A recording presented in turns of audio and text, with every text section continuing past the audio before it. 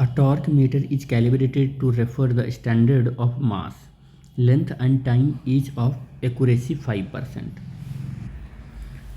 After calibration, the measured torque with this torque meter will have percentage error.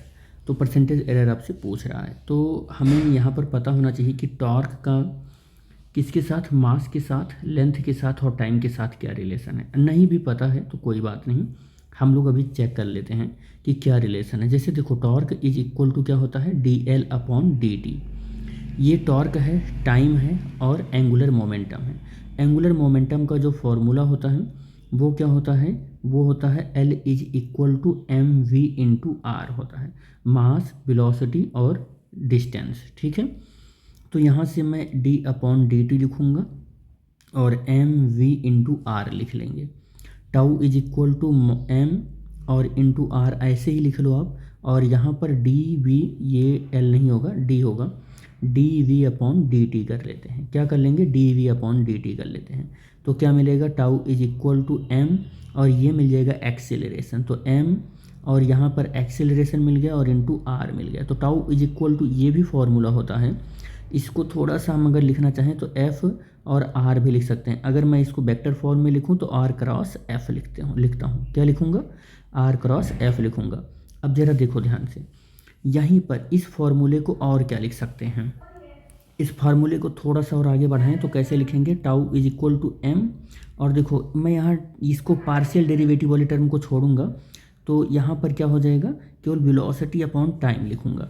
तो velocity को क्या लिखना होगा हमको, वेलोसिटी को लिखना होगा हमको, क्या लिखना होगा, डिस्टेंस अपॉन टाइम या डिस्प्लेसमेंट अपॉन टाइम। तो हम डिस्टेंस या डिस्प्लेसमेंट को r से ही लिख रहे हैं और टाइम को हम t से लिख रहे हैं।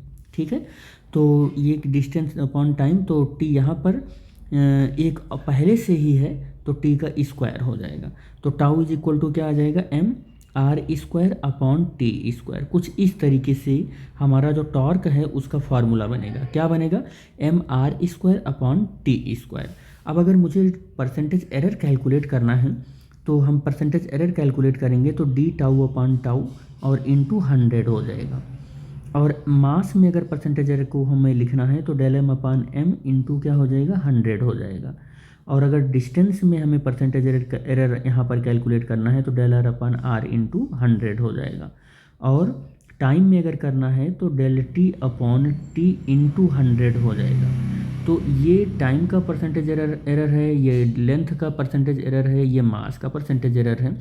और टॉर्क का जो परसेंटेज एरर है कुछ इस तरीके से लिख सकते हैं, इस वाले टर्म को, और इस वाले टर्म को हम कुछ इस तरीके से लिख सकते हैं, और 2 इंटू r% ऐसे लिख सकते हैं, और 2 इंटू del t% लिख सकते हैं। कह रहा है कि चाहे मास हो, लेंथ हो, टाइम हो, हर एक में जो 5% का एरर है, तो ये 5 हो गया, ये 2 इंटू 5 हो गया, और ये 2 इंटू 5 हो गया।